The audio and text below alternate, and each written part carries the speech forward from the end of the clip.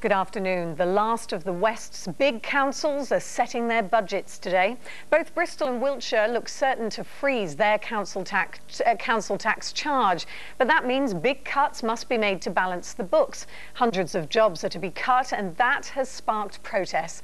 Well, let's go live to our political editor, Paul Bolchop, who's outside Bristol City Council. Paul, how controversial is today's meeting then? Well, certainly for the people that are gathered here this lunchtime, very controversial indeed. They're not happy with what's happening, jobs going, services being trimmed back. This is a situation happening in councils across the land. Now, one good bit of news for the general public is that council tax is being frozen. But in order to achieve that, well, politicians like to take a lot of credit for it.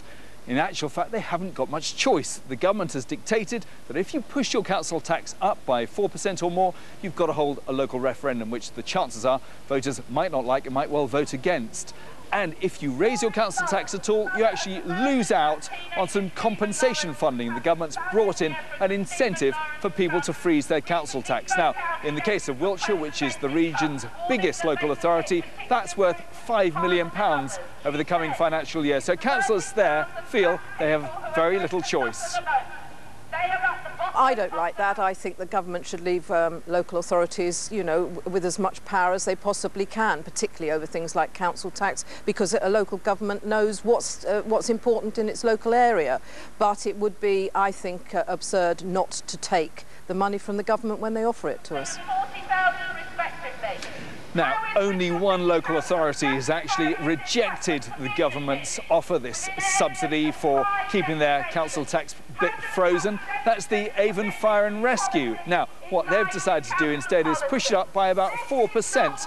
For each household, that's worth about £2.38 on the council tax over the coming year. It's not a great deal, fairly small sum of money, but it won't actually mean any particular increase for Avon Fire and Rescue over the coming 12 months, simply because they lose out on the government subsidy.